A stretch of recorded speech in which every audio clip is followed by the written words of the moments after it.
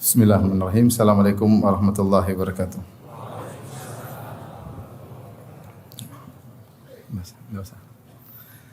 Alhamdulillahi ala ihsani wa syukru lahu ala taufiqihi wa amtinani wa asyhadu an la ilaha illallah wahdahu la syarika lahu ta'ziman li sya'nih wa asyhadu anna Muhammadan abduhu wa rasuluhu adda ila ridwanih. Allahumma salli alaihi wa ala alihi wa ashabihi wa ikhwanih. Hadirin hadirat yang dirahmati oleh Allah Subhanahu wa taala. Pada kesempatan yang bahagia ini kita akan bahas tentang topik terkait dengan bagaimana kita belajar untuk bisa berbahagia bersama Allah, yaitu yang secara syariat disebut dengan al-khulwah ma'allah, yaitu berdua-duaan bersama Allah Subhanahu wa taala. Inilah topik yang kita semua membutuhkannya karena kita mengakui kebanyakan waktu kita adalah berinteraksi dengan makhluk, dan jika dibandingkan dengan interaksi kita dengan Allah sangat sedikit ya. Waktu kita untuk berkhulwat dengan Allah hanyalah sedikit, dan kebanyakan kita atau banyak dari kita waktunya habis untuk interaksi dengan manusia atau membicarakan manusia atau mengomentari manusia atau membaca komentar orang lain tentang orang lain, dan demikianlah waktu kita ya terbuang-buang pada kesibukan terkait dengan manusia. Oleh karenanya, ini adalah sebab yang menjadikan hati kita terkadang menjadi keras, susah untuk khusyuk, susah untuk terenyuh ketika mendengar ayat-ayat Allah Subhanahu wa taala, karena terlalu banyak membicarakan manusia atau mengomentari manusia atau berbicara tentang dunia dan yang lainnya, dan jarang berkhulwat dengan Allah Subhanahu wa taala. Karenanya ada suatu pernyataan indah dari Aun bin Abdullah atau Abdullah bin Aun. Abdullah bin Aun salah seorang ulama salaf, di mana beliau berkata, "Dzikrun nasi da'un wa dzikrullahi dawa'un." Menyebut manusia adalah penyakit dan menyebut Allah adalah obat ya. Kata beliau, "Dzikrun nasi da'un wa dzikrullahi dawa'un." Menyebut-nyebut tentang manusia, cerita-cerita tentang manusia adalah penyakit, dan mengingat Allah, menyebut-nyebut Allah adalah obat. Al-Hafidz Az-Zahabi rahimahullah ketika menukil perkataan Abdullah bin Aun ini ya, beliau berkata, "Qultu i wallahi, demi Allah, fal ajabu minna." Sungguh benar demi Allah pernyataan beliau, fal ajabu minna, dan yang menakjubkan dari kita, wa min jahlina, yang menakjubkan dari kita dan dari kebodohan kita, kaifa nada'ud dawa'a wa naqtahimud da'. Bagaimana kita meninggalkan obat, yaitu zikir kepada Allah, wa naqtahimud da', dan kita masuk menerobos dalam penyakit, yaitu sibuk berbicara tentang manusia. Qala Allah Ta'ala, Allah berfirman, fadhkuruni adzkurkum. Ingatlah aku, niscaya aku akan ingat kalian. Allah berfirman, wala dzikrullahi akbar, dan berzikir kepada Allah adalah lebih besar. Allah juga berfirman, alladzina amanu wa tatma'innu qulubuhum bi dzikrillah, ala bi dzikrillah tatma'innul qulub. Orang-orang yang beriman dan tenang hati mereka dengan mengingat Allah, ketahuilah dengan mengingat Allah hati-hati menjadi tenang. Walakin la yatahayya'u dzalika illa bi taufiqillah. Akan tapi hal ini tidak mudah kecuali dengan taufik dari Allah Subhanahu wa taala. Artinya zikir adalah ibadah yang mudah dan faedahnya sangat besar, dan inilah obat dari terhadap hati. Ya, obat dari penyakit yang menimpa hati kita. Tetapi kata Az-Zahabi, la yatahayya'u dzalika illa bi taufiqillah. Namun ternyata tidak mudah untuk melakukannya kecuali dengan taufik, petunjuk, bimbingan dari Allah Subhanahu wa taala. Wa man admana ad-du'a wa lazama qara'al babi futih lahu. Siapa yang selalu berdoa ya, kemudian melazimi mengetuk pintu, maka suatu saat pintu tersebut akan dibuka. Artinya seorang berusaha berdoa agar mudah berzikir kepada Allah, kemudian selalu memaksakan dirinya untuk senantiasa berzikir kepada Allah, lama-lama akan diberikan taufik oleh Allah Subhanahu wa taala untuk mudah selalu ingat Allah Subhanahu wa taala ya. Oleh karenanya di antara sebab kenapa kita susah untuk khusyuk, sebab kenapa kita futur, malas untuk beribadah ya, senang dengan maksiat ya, kemudian malas untuk salat malam misalnya ya, menunda-nunda amal kebajikan, di antaranya karena terlalu banyak bicara tentang manusia. terutama di zaman-zaman sekarang ini ya. Konten untuk kita lihat terlalu banyak di medsos. Mau yang kita lihat berita ini, berita anu, berita ini, berita anu, komentar ini, komentar anu. Sementara waktu kita untuk khalwat dengan Allah sangat sedikit. Kalau kita bikin jadwal, coba kita jadwal kita bersama Allah dibandingkan yang jadwal kita interaksi dengan manusia, membicarakan mereka, tentu waktu kita bersama Allah sangat-sangatlah apa? Sedikit. Inilah sebab utama kenapa hati kita ditimpa dengan penyakit. Sebagian perkataan tadi ulama salaf, dzikrun nasi daun, menyebut-nyebut manusia, membicarakan tentang manusia hanyalah penyakit. Ikhwan dan akhwat yang dirahmati oleh Allah Subhanahu wa taala.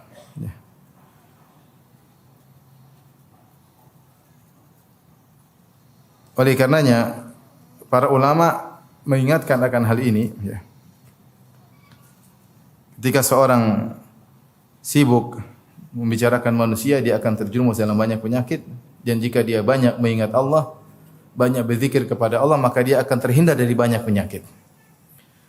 As-Sa'di atau As-Sa'di, Al-Alama As-Sa'di, gurunya Syekh Utsaimin rahimahullah pernah berkata, "Walau lam yakun fi dzikrihi ghairu annahu tariqun ila hubbil ilahi wa mursyidu wa yanhal fata an ghibatin wa namimatin wa an kulli qaulin lid-diyanati mufsidu."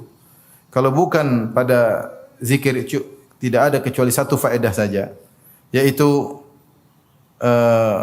atau hanya dua faedah, maka sungguh luar biasa ibadah zikir tersebut. Kemudian beliau menyebutkan dua faedah tersebut. Kalau seandainya zikir tidak memiliki faedah kecuali dua ini, maka sungguh zikirlah ibadah yang agung. Yang pertama kata beliau, tariqun ila hubbil ilahi wa mursyidu. Dengan berzikir kepada Allah maka seorang akan menjadi cinta kepada Allah ya. Dengan sering mengingat Allah, menyebut nama Allah Subhanahu wa taala, membaca firman Allah, maka seorang akan menjadi cinta kepada Allah. Zikir adalah jalan untuk mengantarkan seorang hamba cinta kepada Allah, wa mursyid, pembimbing.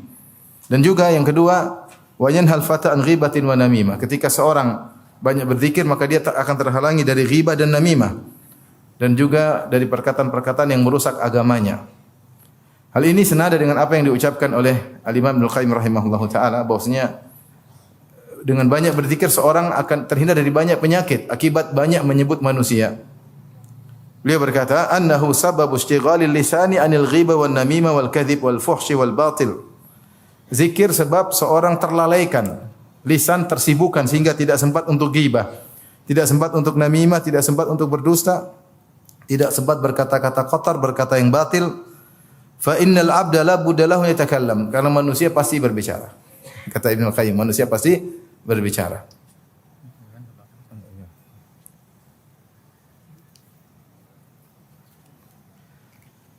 Karena manusia pasti berbicara, pasti berkomentar, ya. Baik secara lisan maupun dengan tulisan. Sebagaimana zaman sekarang. Tidak ada manusia diam-diam aja. Secara manusia pasti berbicara, berkomentar. Manusia hobi untuk komentar, hobi untuk berbicara.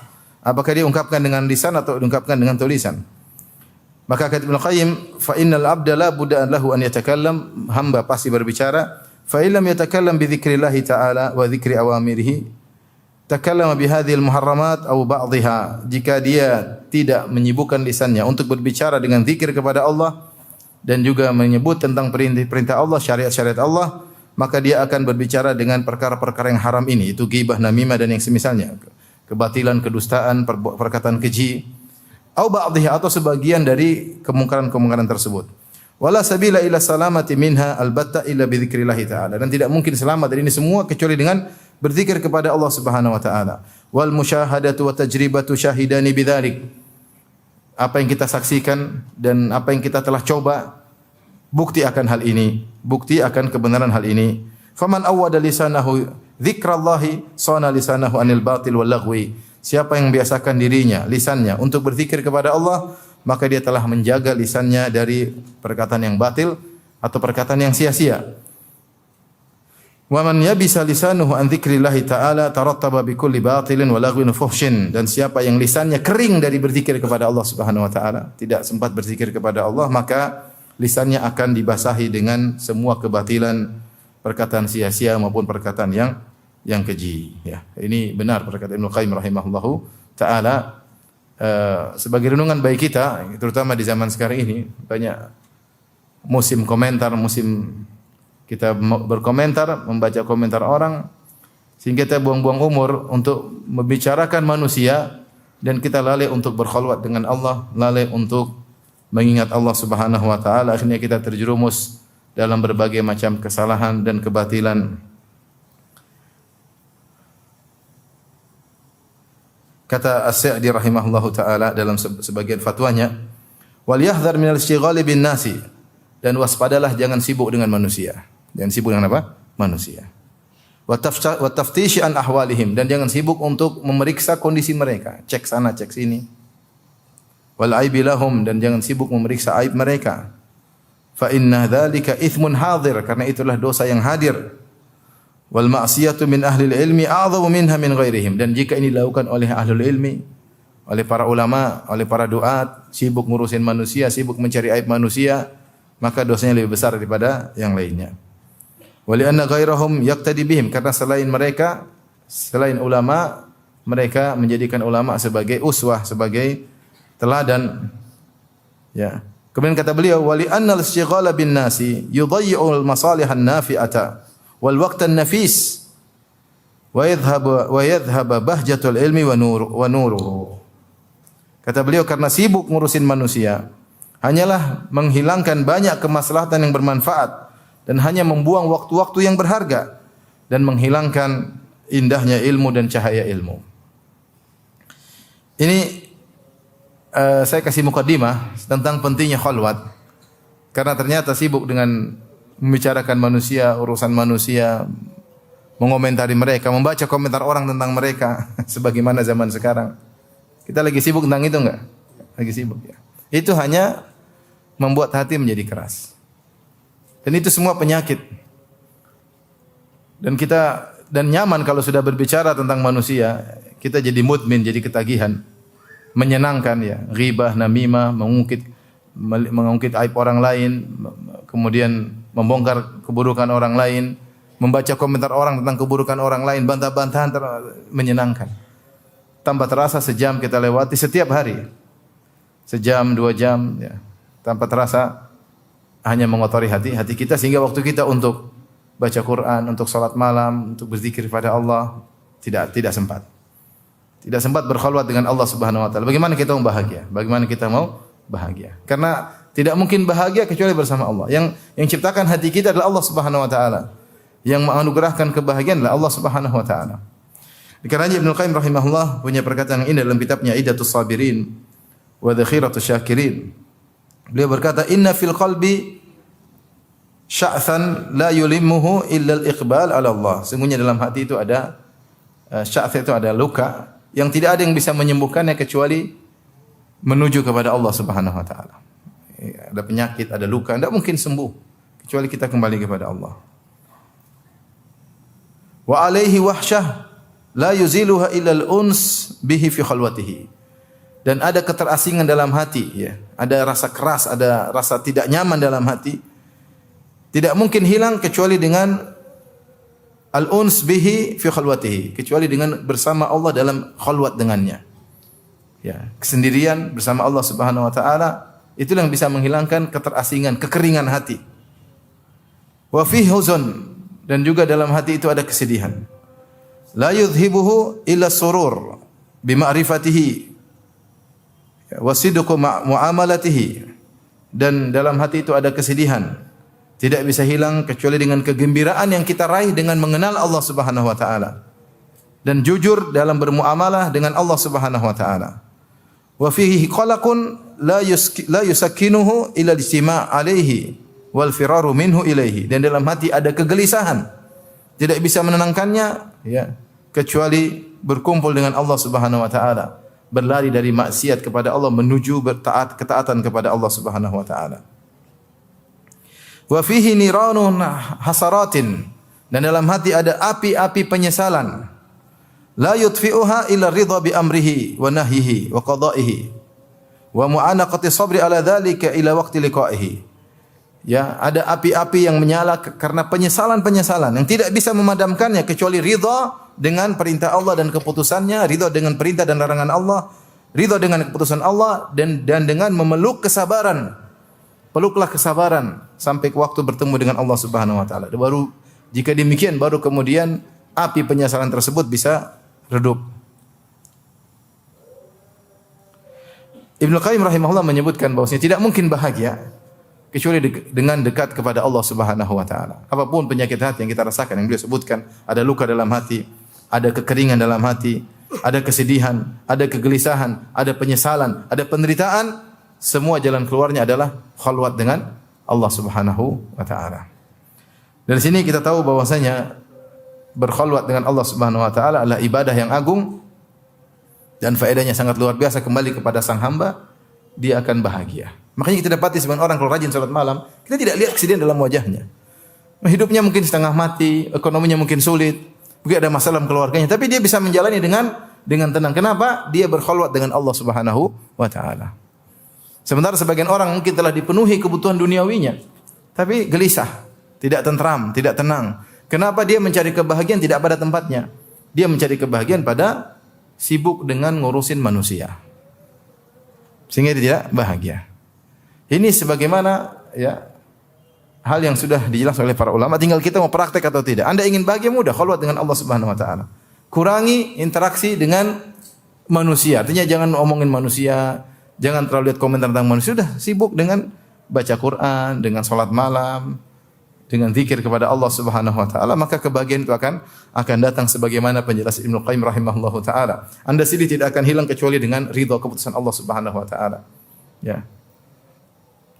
Anda tidak akan hilang kegelisahan kecuali dekat dengan Allah Subhanahu wa taala. Oleh karenanya Muslim bin Yasar berkata, "Ma taladzadzal mutalazzizun bimithlil khalwati bimunajatillahi azza wa jalla." Tidaklah orang-orang berlezat-lezat seperti kelezatan bermunajat dengan Allah Subhanahu wa taala. Muhammad bin Yusuf berkata, "Man arada ta'jilan ni'am falyukthir min munajatil khalwah." Siapa yang ingin nikmat disegerakan, itu kebahagiaan disegerakan, hendaknya dia memperbanyak bermunajat kepada Allah dalam khalwatnya. Dalam khalwatnya. Ingin segera nikmat didapat dengan cara demikian ya. Makanya Ibnu Taimiyah rahimahullah berkata, "Inna fid dunya jannatan man lam yadkhuluha lam yadkhul jannatal akhirah." Di dunia itu ada surga, yaitu kebahagiaan. Siapa yang tidak masuk dalam kebahagiaan dunia, dia tidak akan mendapatkannya di akhirat kelak. Sekarang Ibnu Taimiyah rahimahullah berkata, orang yang beriman yang sering mengingat Allah Subhanahu wa taala pasti bahagia, pasti bahagia. Ini diucapkan oleh seorang ulama, bukan yang hidup dalam kenyamanan, dalam kemewahan, tidak. Yang dipenjara berulang-ulang. Yang dimusuhi oleh banyak orang, yang dituduh dengan tuduhan yang tidak-tidak. Ibnu Taimiyah rahimahullah taala.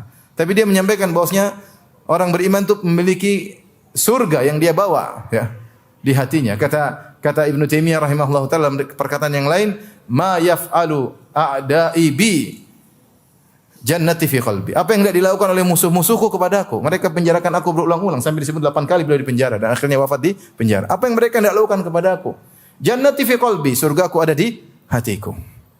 Subhanallah. Ini bukan diucapkan oleh orang yang penuh dengan kemewahan, tapi diucapkan oleh seorang yang diuji dengan berbagai macam ujian. Makanya sebagian salah mengatakan, "Lau ya'lamu al-muluk wa abna'ul muluk ma nahnu fihi minan na'im." Seandainya para raja dan para pangeran-pangeran tahu tentang nikmat yang kami rasakan, la jaladuna alaihi bisuyuf, tentu mereka akan memerangi kita untuk merampas kebahagiaan tersebut. Ya. Jangan antum sangka bahwasanya kebahagiaan diraih oleh orang yang memiliki jabatan tinggi, dimiliki oleh kebahagiaan bisa diraih oleh siapa saja. Caranya khalwat dengan Allah Subhanahu wa taala. Siapa yang ingin nikmat disegerakan, sisihkan waktu untuk munajatil khalwah, yaitu bermunajat kepada Allah dalam khalwat, dalam kesendirian bersama Allah Subhanahu wa taala. Oleh karenanya khalwat dilakukan oleh para anbiya, para nabi ya. Seperti Nabi Muhammad sallallahu alaihi wasallam sebelum beliau diangkat sebagai seorang nabi ya. Apa yang beliau lakukan? Beliau berkhalwat di Gua Hira. Karena beliau bingung, itu ingin dekat, ingin mengenal Allah tapi tidak tahu caranya. Beliau tidak tahu caranya. Belum ada wahyu ketika itu.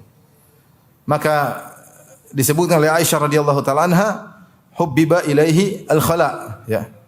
Kata Aisyah radhiyallahu taala anha, Thumma hubbiba ilaihi al-khala wa kana yakhlu bi ghar Hira fa yatahannathu fihi. Maka Nabi pun dibuat suka dengan khalwat. Maka dia pun pergi ke Gua Hira, dia berkhalwat di situ. Siapa yang masuk Gua Hira? Antum kalau pergi ke Gua Hira, ya di depannya itu ada celah itu view-nya langsung ke Ka'bah, ke arah Ka'bah ya. Itu disebutkan oleh para ulama, Nabi sallallahu alaihi wasallam berkhalwat di Gua Hira ingin menghindar dari berbagai macam kemaksiatan yang terjadi di masyarakat ketika itu. Ketika itu Mekah secara umum dunia di puncak-puncak kemaksiatan sebelum Nabi diutus. Sampai dalam hadis Rasulullah SAW mengatakan, Inna Allaha nadhara ila ahli al-ardi famaqatahum arabahum ajamahum illa baqai min ahli al-ard illa baqai min ahli al-kitab. Kata Nabi SAW, sungguhnya Allah memandang kepada penghuni bumi dan Allah murka kepada mereka semuanya, orang Arab maupun non-Arab, kecuali segelintir yang tersisa dari ahlul kitab yang masih bertauhid, yang tidak Allah benci kepada mereka. Yang lainnya rusak, maksiat, zina, khamar, bunuh-bunuhan, syirik dengan berbagai macam modelnya ya. Dengan berbagai macam kemaksiatan ya, dengan berbagai macam kemaksiatan ya. Maka Nabi seperti muak dengan itu semua, maka beliau pun berkhalwat, ingin mengenal Allah Subhanahu wa taala lebih dekat ya. Kalau sudah habis bekalnya, beliau kembali lagi, kemudian beliau berkhalwat ya. Tentunya ini dilakukan oleh Nabi karena Nabi tidak tahu bagaimana untuk mengenal Allah. Sampai akhirnya turun ayat kepada Nabi sallallahu alaihi wasallam, baru Allah ajarkan bagaimana berkhalwat yang benar. Yang benar. Tapi intinya Rasulullah SAW ingin mengenal Allah dengan menyendiri. Maka di antara surat-surat yang pertama kali turun kepada Nabi sallallahu alaihi wasallam, dan ini menunjukkan khalwat, adalah surat Al-Muzammil. Ya, surat Al-Muzammil ya. Ya ayyuhal muzammil qumil laila illa qalila nisfahu aw inqus minhu qalila aw zid alaihi waratil qur'ana tartila. Inna sanulqi alaika qawlan thaqila illa nashi'atal laili hiya ashaddu wat'an wa aqwamu qila. Innalaka fin nahari sabhan tawil. Kata Allah Subhanahu wa taala, wahai orang yang berselimut, bangunlah salat malam. Ya, sepenuhnya kecuali hanya sedikit, tapi kebanyakannya untuk salat malam. Nisfahu aw inqus minhu qalila. Salatlah malam engkau setengah malam atau kurangi dari setengah malam. Au zid alaihi, atau lebih dari setengah malam. Itu Allah suruh Nabi salat malam. Ini khalwat yang benar. Rasulullah setelah itu tidak lagi ke Gua Hira karena ada cara khalwat yang diajarkan oleh Allah Subhanahu wa taala dengan salat malam. Ini di awal-awal dakwah sebelum turun berbagai macam syariat. Rasulullah SAW disuruh berkhalwat oleh Allah Subhanahu wa taala. Karena dalam khalwat tersebut banyak faedah yang dapat oleh Nabi sallallahu alaihi wasallam, bekal charger bagi iman Nabi sallallahu alaihi wasallam. Karena di siang hari Rasulullah SAW akan mendapati berbagai macam ujian, cobaan, berbagai macam hinaan dan yang lainnya. Dan ini subhanallah, khalwat ini disyariatkan sejak awal Islam. Sejak awal Islam. Ada khilaf di kalangan para ulama, para sahabat juga yang masuk Islam, ada yang mengatakan juga diwajibkan selama setahun. Setelah itu baru kemudian kembali hukumnya sunnah. Ya. Tapi maksud saya, ibadah khalwat itu salat malam adalah kebiasaan para anbiya. Mereka bermunajat kepada Allah Subhanahu wa taala. Lihatlah Nabi Daud alaihissalam, apa kata Nabi sallallahu alaihi wasallam? Afdhalus salati salatu Daud. Sebaik-baik salatnya Nabi Daud alaihissalam. Kana yanamu nisfal lail wa yusalli thuluthahu wa yanamu sudusahu. Beliau tidur setengah malam, kemudian beliau salat sepertiga malam, kemudian beliau tidur lagi seperenam malam. Sepertiga malam untuk bermunajat kepada Allah Subhanahu wa taala. Lihatlah Nabi Musa alaihissalam dipanggil oleh Allah untuk bermunajat kepada Allah. Ketika dipanggil dia datang segera, ingin ketemu Allah. Wa ma ajalaka an qaumika ya Musa. Kenapa kau datang sebelum waktunya wahai Musa? Kata Allah. Dipanggil ada waktunya, Nabi Musa datang sebelum waktunya. Kata Nabi Musa, wa ajiltu ilaika rabbi litarda. Aku bersegera menuju engkau ya Allah agar engkau ridha kepada aku. Ingin segera bermunajat dengan Allah Subhanahu wa taala. Sampai kata para ulama, ketika Nabi Musa alaihissalam bermunajat dengan Allah, dia merasakan kelezatan luar biasa. Ya, karena benar-benar dia mendengar suara berbicara dengan Allah Subhanahu wa taala. Begitu merasakan kelezatan, dia ingin lihat Allah. Dia mengatakan, "Rabbi arini anzur ilaik." Saya ingin lihat engkau ya Allah. Saking rindunya. Ada kelezatan yang dia rasakan. Dia minta yang lebih lezat, yaitu melihat apa? Allah Subhanahu wa taala. Itu kelezatan tertunda, hanya bisa dirasakan nanti di hari kiamat di surga. Kelezatan yang terbaik adalah memandang wajah Allah Subhanahu wa taala. Demikian juga Allah menyebutkan misalnya ya,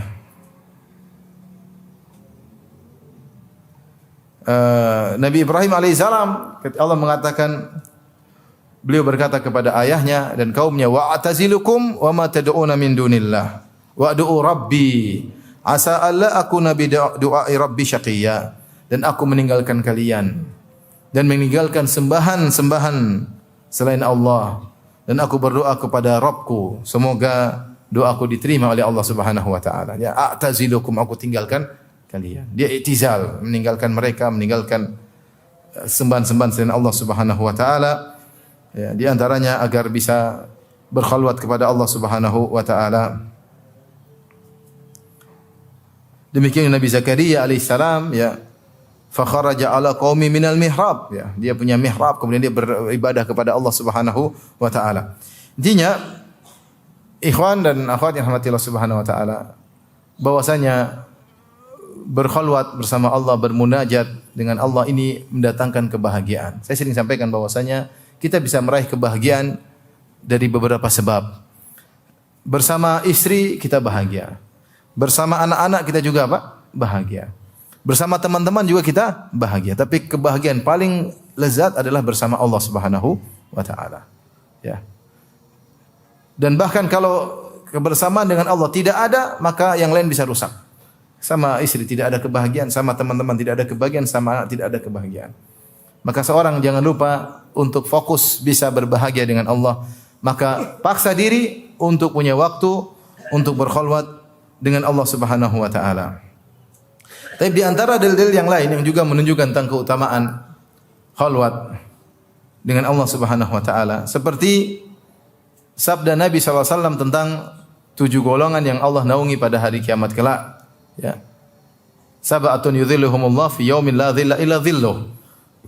7 golongan yang Allah naungi pada hari kiamat kelak di padang mahsyar ketika jarak matahari 1 mil dan tidak ada naungan kecuali dengan Allah Subhanahu wa taala. 7 golongan tersebut di antaranya kata Nabi sallallahu alaihi wasallam, rajulun dzakarallaha khaliyan fafadat ainah.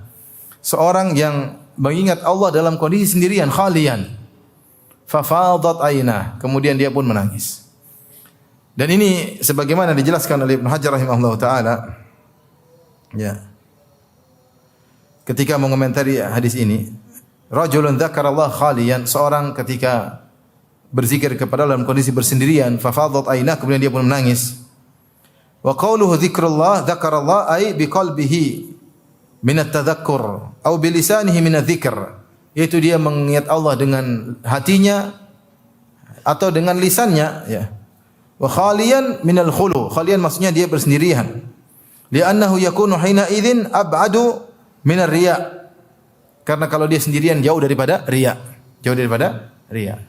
Sehingga dia berzikir kepada Allah Subhanahu wa taala, berkhalwat khalian sendirian, tidak ada yang melihat.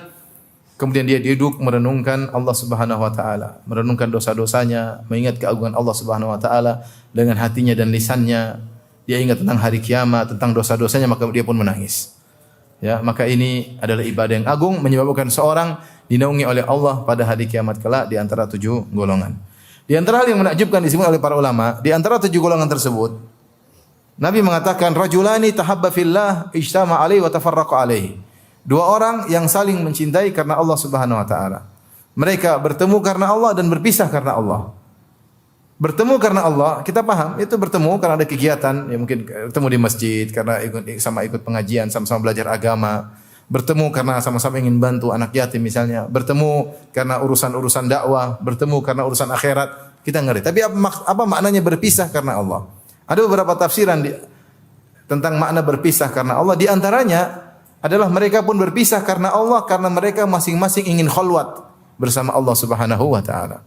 Karena kalau setiap saat bertemu dengan teman, kapan mau berkhalwat dengan Allah? Maka mereka pun harus berpisah karena Allah. Supaya masing-masing bisa khalwat untuk berzikir kepada Allah dalam kesendiriannya. Ya, dalam kesendiriannya. Maka kalau kita maknakan wa tafarraqa alaihi, berpisah karena Allah dengan makna ini, maka ini juga menunjukkan akan keutamaan khalwat bersama Allah, merupakan sebab seorang dinaungi oleh Allah pada hari kiamat.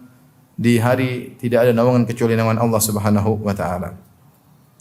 Demikian juga di antara dalil yang menunjukkan tentang keutamaan khalwat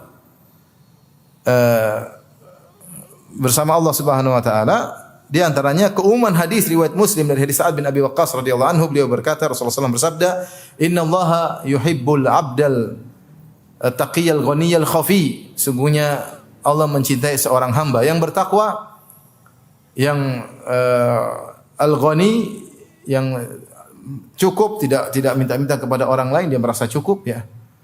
Kemudian al-khafi, yang sembunyi, yang bersembunyi, artinya tidak sering, dia sering bersendirian. Di antara makna hadis ini adalah sering bersendirian, tidak ingin tampil, tidak suka tampil, suka bersendirian. Khafi maksudnya tersembunyi. Di antara maknanya berkhalwat dengan Allah Subhanahu wa taala. Allah suka dengan hamba yang seperti ini. Dia bersendirian, kemudian berzikir kepada Allah, baca Al-Quran, berkhalwat bersama Allah, dia bermunajat kepada Allah, nikmati kebersamaannya dengan Allah Subhanahu wa taala. Demikian juga di antaranya keumuman hadis Rasulullah SAW bersabda, "Man istata'a minkum an yakuna lahu khabi'un min amalin salih falyaf'al." Siapa di antara kalian yang mampu untuk memiliki amalan saleh yang tersembunyi, maka lakukanlah. Di antara amalan saleh yang disembunyikan oleh seorang ketika dia berkhalwat bersama Allah Subhanahu wa taala. Apakah dia bersendirian ketika salat malam, ataukah dia bersendirian ketika baca Al-Qur'an, ataukah dia bersendirian ketika zikir kepada Allah Subhanahu wa taala, apakah dia bersendirian ketika dia berdoa, bermunajat kepada Allah Subhanahu wa taala. Di antara amal yang dicintai oleh Allah adalah amalan yang disembunyikan. Di antara amal yang bisa disembunyikan adalah dengan berkhalwat kepada Allah Subhanahu wa taala. Taib, ini di antara dalil tentang keutamaan khalwat. Di antaranya semua dalil tentang keutamaan salat malam, termasuk keutamaan khalwat kepada Allah Subhanahu wa taala. Taib. Ikhwan dan akhwat yang dirahmati Allah Subhanahu wa taala. Apa itu khalwat? Ya, dan cara-cara kita berkhalwat kepada Allah Subhanahu wa taala. Khalwat maknanya secara umum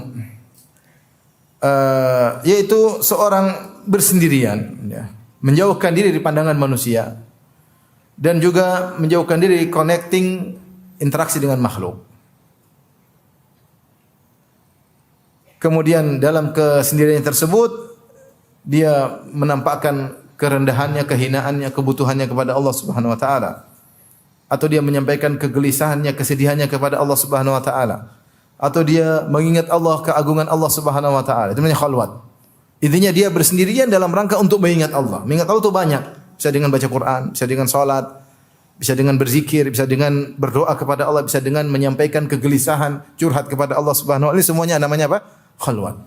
Ini namanya khalwat. Berusaha menjauhkan diri dari pandangan manusia.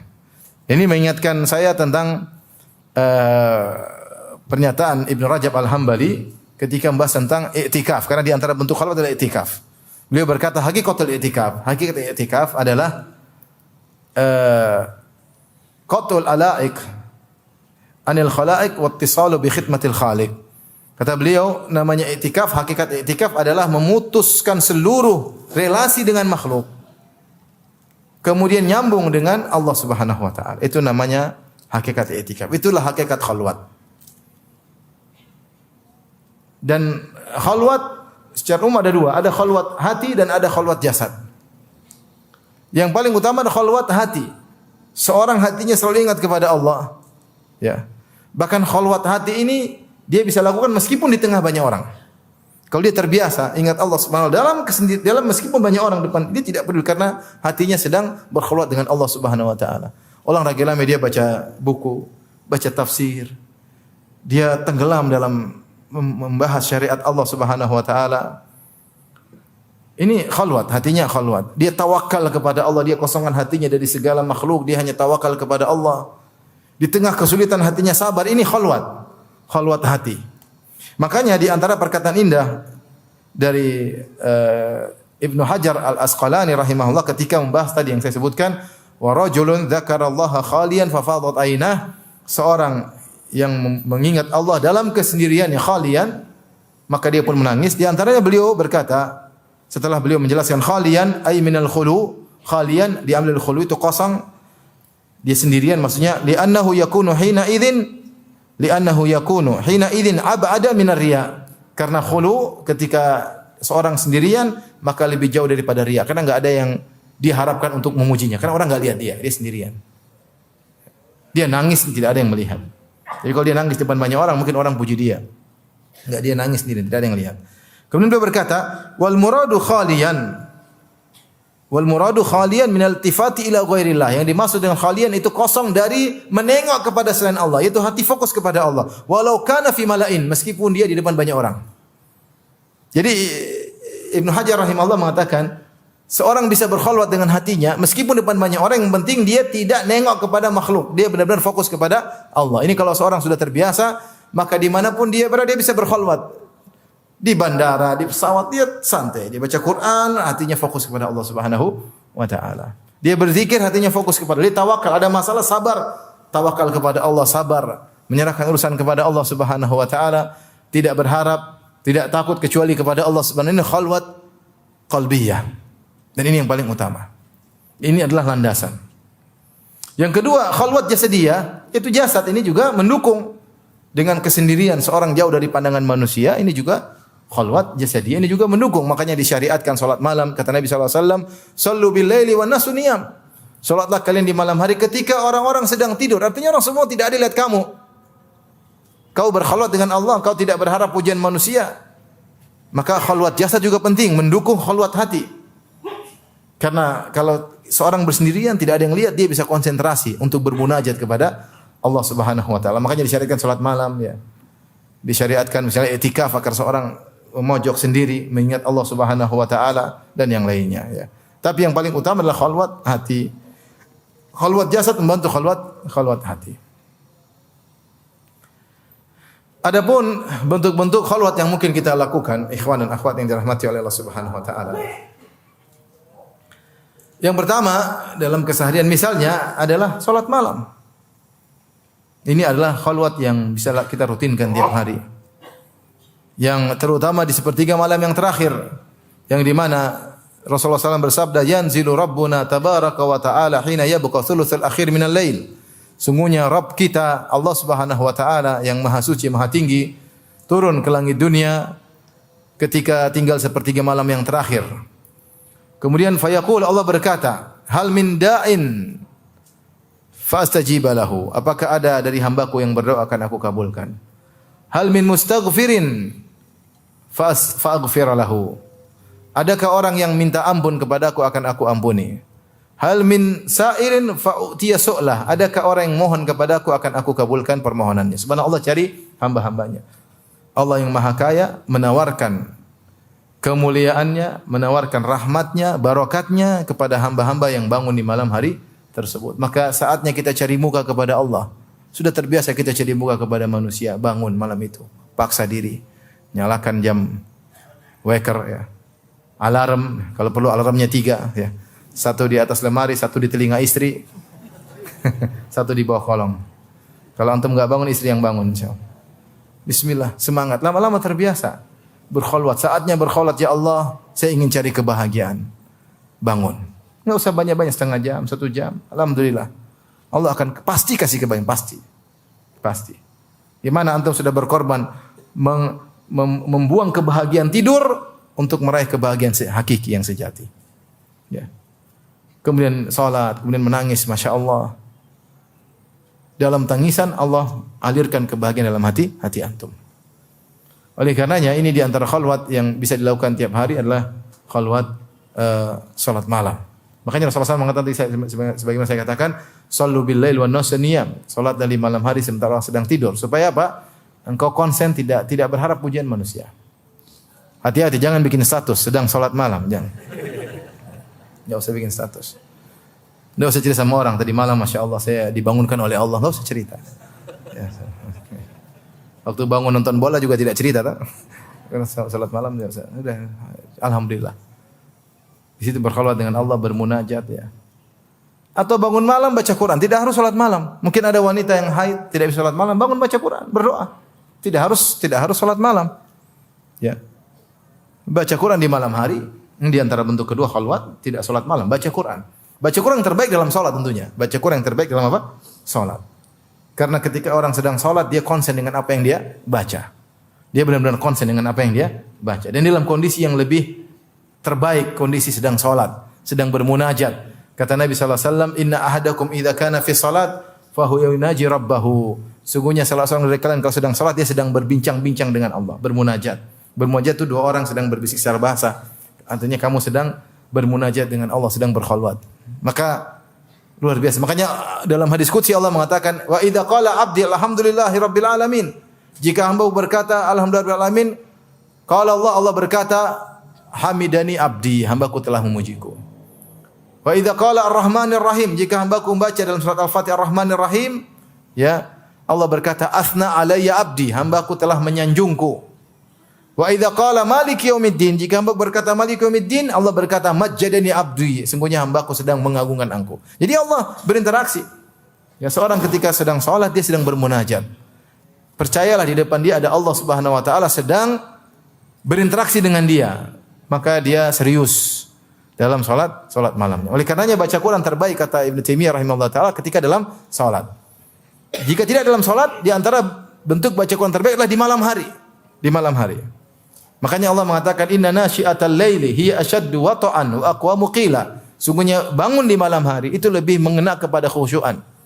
Tidak ada kesibukan dunia, tidak ada kesibukan, benar-benar kita fokus sedang berkhalwat bersama Allah Subhanahu wa taala. Makanya dalam hadis kata Rasulullah sallallahu as-saumu wal Qur'an yashfa'an. Puasa dan Al-Qur'an memberi syafaat kepada orang yang berpuasa dan baca Al-Qur'an. Ya. Al-Qur'an berkata, "Ya Rabbi, mana'tuhu minan naum fil lail fasyafi'ni fi." Puasa berkata, "Ya Allah, aku telah menghalangi dia dari syahwatnya, dari makan dan minumnya, maka izinkanlah aku diberi syafaat kepadanya." Al-Quran berkata, "Ya Rabbi mana'tuhu minan naum bil lail." Ya Allah, aku telah mencegahnya tidur di malam hari. Menunjukkan ada keistimewaan baca Quran di malam apa? Hari. Fasyafi'ni fi, maka izinkanlah aku untuk beri syafaat kepada orang ini. Maka mau saya ketika mungkin wanita tidak bisa salat karena berhalangan, tidak ada salahnya dia bangun malam kemudian baca Al-Quran, dia berdoa. Karena di sepertiga malam terakhir orang baca Quran, orang berdoa, istighfar bisa dia lakukan. Tidak harus syaratnya harus apa?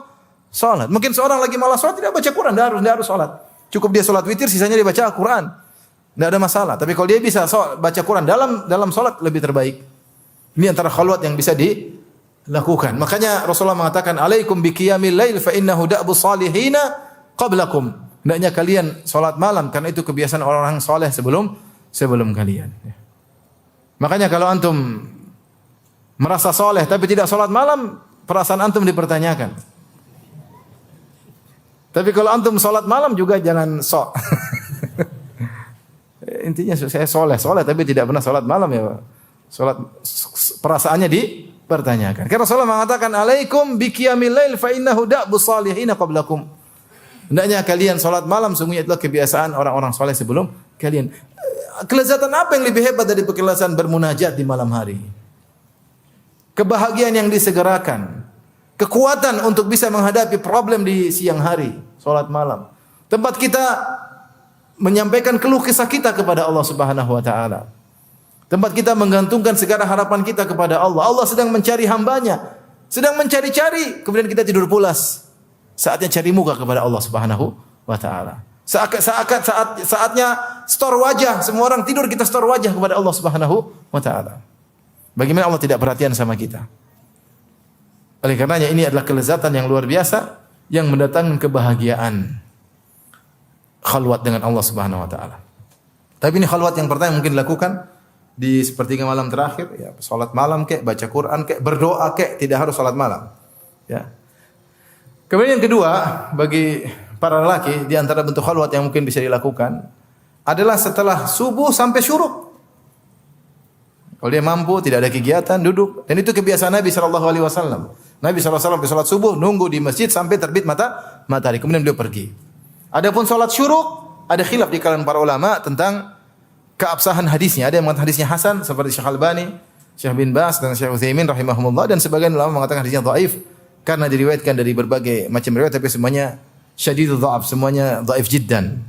Sehingga tidak bisa saling menguatkan, la yataqawwa. Intinya tetapi kebiasaan Nabi dari setelah salat subuh berzikir sampai terbit fajar ini sahih. Tinggal salatnya setelah itu salat syuruk, ini ada khilaf di kalangan para ulama. Tapi kalau antum duduk sampai subuh, dari subuh setelah salat subuh sampai terbit matahari, kemudian antum salat duha enggak ada masalah. Karena syuruk adalah awal duha. Cuma yang jadi masalah pahalanya itu seperti haji yang sempurna atau seperti umrah yang sempurna, ini maka khilaf di kalangan para ulama tentang keutamaan salat syuruk tersebut. Adapun antum daripada subuh berzikir kepada Allah sampai waktu syuruk kemudian salat duha, maka itu disyariatkan.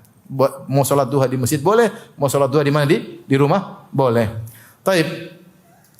Dan tidak mengapa dilakukan oleh sebagian wanita juga, sebagaimana penjelasan Syekh bin Baz rahimahullahu taala, jika memang tidak ada kegiatan ya. Tentu kegiatan yang wajib lebih diutamakan. Seorang wanita menyiapkan urusan buat suaminya, buat anak-anaknya. Namun jika ternyata tidak ada kegiatan, suaminya juga mungkin syuruk baru pulang, anak-anaknya sudah pada besar-besar, sudah pada punya rumah tangga sendiri, tidak ada salahnya setelah salat subuh dia zikir, berkhalwat kepada Allah. Dia baca Quran, zikir pagi ya. Kemudian dia berdoa kepada Allah, bersalawat kepada Nabi sallallahu alaihi wasallam sampai terbit matahari. Ini di antara waktu khalwat. Sebagian orang Masya Allah kalau kita membiasakan hal ini. Sebagian teman-teman di Madinah tidak keluar kecuali waktu syuruk. Sudah kebiasaan mereka keseharian. Habis subuh duduk sampai syuruk. Ya. Dan itu memang berat ya. Apalagi kalau ditelepon istri, "Mas, kok belum pulang-pulang?"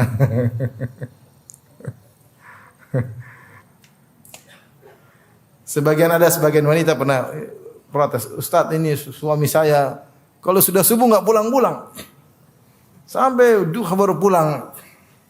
Mungkin zikir, Bu. Terus saya tanya suami, "Gimana?" Ya Ustaz, zikir. Ya, mending di masjid saja daripada pulang diomelin gitu. Niatnya salah ya. Atau niatnya double ya. Dapat pahala sekaligus terhindar dari kemudaratan. Intinya ini sunnah. Artinya khalwat ini bukan berarti wajib. Nah, ini sunnah. Kalau bertentangan dengan kewajiban, maka ya kita harus mengutamakan yang wajib. Seperti wanita mungkin ketika pada subuh zikir, suaminya mau ke kerja, mau siap-siap makan, ya sudah dia siapin makanan. Nanti suaminya pergi baru dia mulai khalwat yang lain. Dia berzikir kepada Allah dan yang lainnya. Ini kalau bisa dibiasakan luar biasa. Ya. Kemudian di antara waktu khalwat yang mungkin dilakukan oleh seorang adalah khalwat di hari Jumat setelah salat asar. Kita tahu ada hadis bahwasanya di hari Jumat ada ada satu waktu Rasulullah menyebutkan tentang sedikit yuqalliluha. Waktu tersebut sedikit ya. Siapa yang berdoa mengepasi waktu tersebut, maka doanya akan dikabulkan. Ada khilaf di kalangan para ulama tentang kapan waktu tersebut. Pendapat pertama adalah ketika imam khatib naik mimbar sampai selesai salat. Ya. Ini ada yang mengatakan demikian. Terutama ketika sedang salat, wa huwa qa'imun yusalli, sedang salat. Maka di antara nasihat saya untuk saya pribadi kawan-kawan, kalau sedang salat Jumat jangan lupa di antara sujud kita berdoa dalam salat Jumat kita. Sujud kita berdoa ya. Sebelum salam kita berdoa, karena di antara pendapat yang mengatakan bahwasanya waktu tersebut yang mustajab adalah di hari Jumat ketika sedang salat Jumat. Pendapat kedua adalah setelah asar sampai terbenam matahari. Setelah asar terbenam matahari. Sebagian orang subhanallah, dan ini kebiasaan kalau di Arab banyak sekali ya. Habis salat asar di masjid tidak keluar kecuali sampai terbenam matahari. Sibuk berzikir kepada Allah, baca doa, kemudian salawat kepada Nabi, baca Quran sampai terbenam matahari. Sampai saya dengar ceramah ada seorang mengatakan, ayah saya sejak 40 tahun habis salat asar Jumat tidak keluar kecuali maghrib. 40 tahun sudah kebiasaannya. Ini saat seorang berkhalwat, dan sebagian guru-guru kita demikian. Maksudnya saya safar dengan sebagian ulama, mereka kedua Jumat pada asar jangan ganggu, sudah mereka zikir. Ya. Saya belum bisa ya, karena pada maghrib saya ada kajian, maka pada asar saya persiapan. Tapi maksudnya kalau persiapan sambil makan pisang goreng ada repot. Tapi kalau orang yang tidak ada kegiatan, subhanallah, pada asar sudah nongkrong di masjid lah, nongkrong di masjid, zikir sampai maghrib berdoa kepada Allah. Kalau sudah kebiasaan, istri sudah ngerti, sudahlah jangan cari saya kalau saya lagi di masjid ya. Di masjid. Tujuannya untuk berkhalwat sama menghindar dari kemudaratan. Subhanallah, dia mengatakan ayah saya 40 tahun tidak pernah meninggalkan hal tersebut. Ba'da Jumatan habis salat asar hari Jumat sudah nongkrong di masjid sampai maghrib. Saatnya kita berkhalwat kepada Allah Subhanahu wa taala.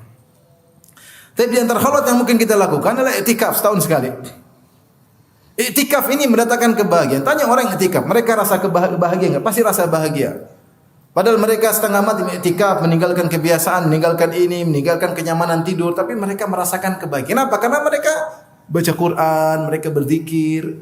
Pasti Allah kasih kebahagiaan, pasti. Pasti. Saatnya kita apa?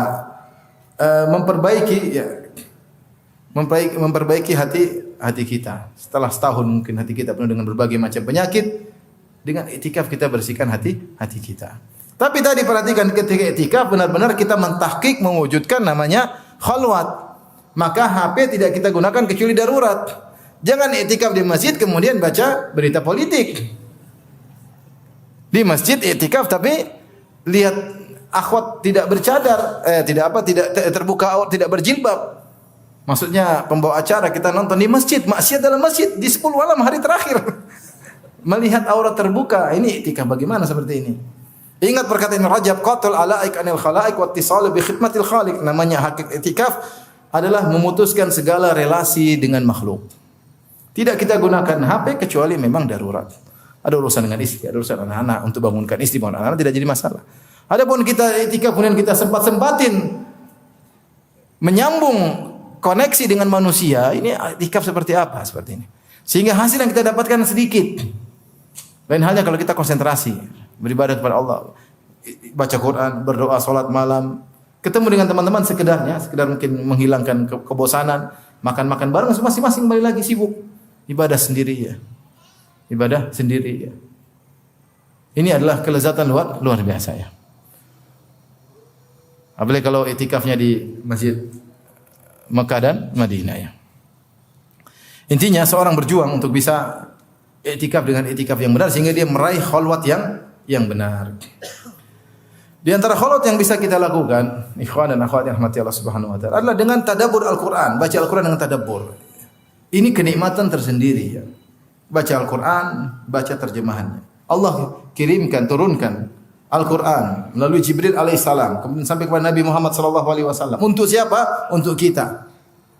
Untuk kita manusia hamba-hambanya. Kita petunjuk. Inna hadzal Qur'ana yahdi lillati hi aqwam. Kata Allah, ini Quran menunjukkan jalan yang terbaik, segala solusi, segala kebahagiaan, petunjuk yang terbaik dalam Al-Quran. Cuma kita tidak menggalinya, kita tidak mendulang faedah-faedahnya. Makanya yang jadi masalah kita baca Quran hanya mengejar pahala. Benar, di antara keutamaan baca Quran dapat pahala. La aqulu alif lam mim harfun, kata Nabi, aku tidak mengatakan alif lam satu huruf, tetapi alif harfun, alif satu huruf, lam satu huruf, mim satu huruf. Wal hasanatu bi asyrati amsalihha. Dan kebaikan satu dilipat ganda 10 kali. Siapa yang baca alif lam mim dapat 30 pahala. Apalagi baca satu juz berapa pahala yang didapatkan. Itu salah satu tujuan baca Quran. Tapi tujuan yang paling utama, afala yatadabbaruna al-Quran. Apakah mereka tidak mentadabburi Al-Quran? Liyadabbaru ayati.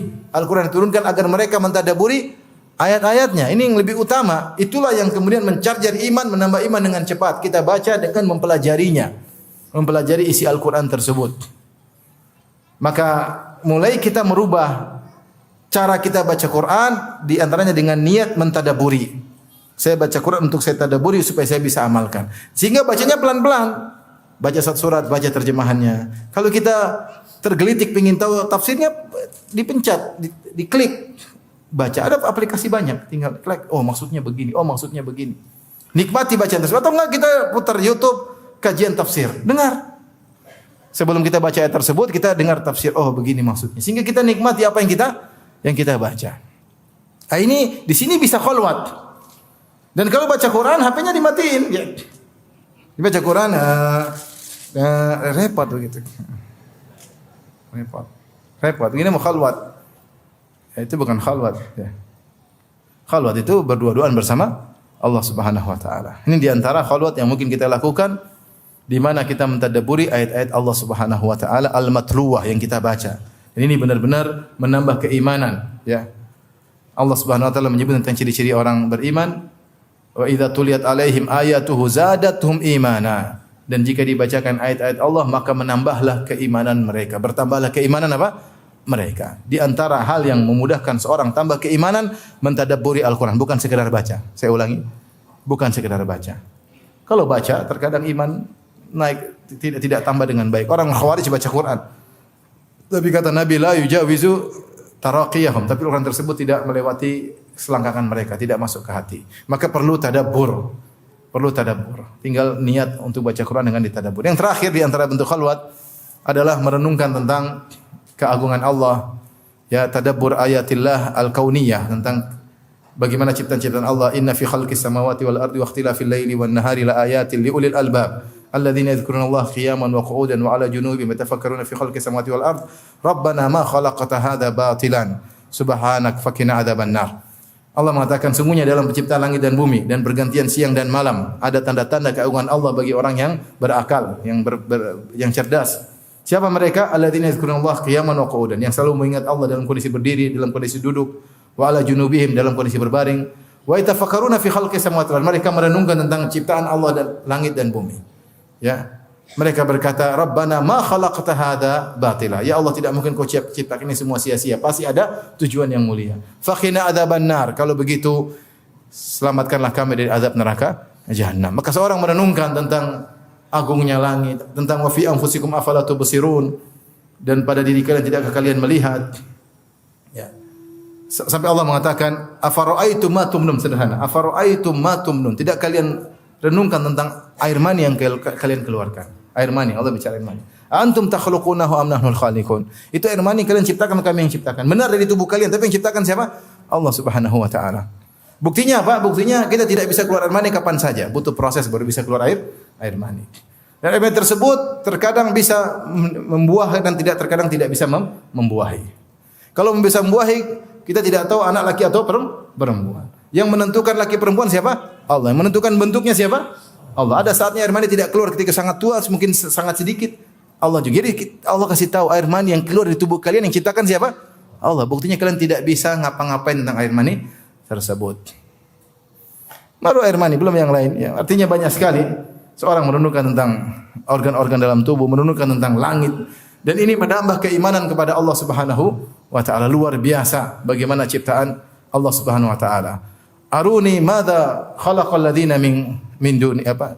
Tunjukkan kepadaku mana ciptaan selain Allah Subhanahu wa taala. Hadza khalqullah. Fa aruni madza alladzi khalaqa wa aruni madza khalaqal ladzina min duni. Inilah ciptaan Allah, tunjukkan selain Allah apa ciptaan mereka, enggak ada. Ciptaan Allah luar biasa. Ini di antara bentuk khalwat seorang merenungkan tentang keagungan Allah dengan memikirkan agungnya ciptaannya, maka semakin menambah imannya kepada Allah Subhanahu wa taala. Demikianlah ikhwan dan akhwat yang dirahmati Allah Subhanahu wa taala. Sekali lagi hendaknya kita sama-sama menyisihkan waktu untuk berkhalwat dengan Allah Subhanahu wa taala, dan kita harus paksa diri kita untuk melakukan hal tersebut. Karena itulah kunci kebahagiaan. Tidak ada yang ragu, kita hidup sekarang di zaman banyak sekali ya. Banyak sekali ujian, banyak sekali permasalahan, sebagaimana kata Imam Syafi'i rahimahullah taala, mihanuz zamani katsiratun la tanqadi. Sungguhnya ya ujian-ujian zaman banyak, tidak terputus-putus ya. Kata Imam Syafi'i rahimahullah taala. Ujian kita banyak ya, kita hadapi. Dan kita tidak bisa menghadapi dengan baik kecuali dengan khalwat dengan Allah Subhanahu wa taala ya. Taib, wallahu taala alam bisawab. Terakhir saya ingatkan, khalwat yang dimaksud khalwat yang syar'i, bukan khalwat yang dibuat oleh ahlul bidah. Seperti masuk di goa, kemudian tidak boleh kena cahaya, tidak boleh makan kecuali nasi putih misalnya, ya, tidak boleh berbicara sama orang, sampai ada yang bilang tidak apa namanya, ada yang tidak buang air sampai 2 minggu, sampai ada yang sampai 2 tahun. Ini semua khalwat-khalwat sufiyah yang tidak pernah dilakukan oleh para sahabat radhiyallahu ta'ala anhum ajma'in.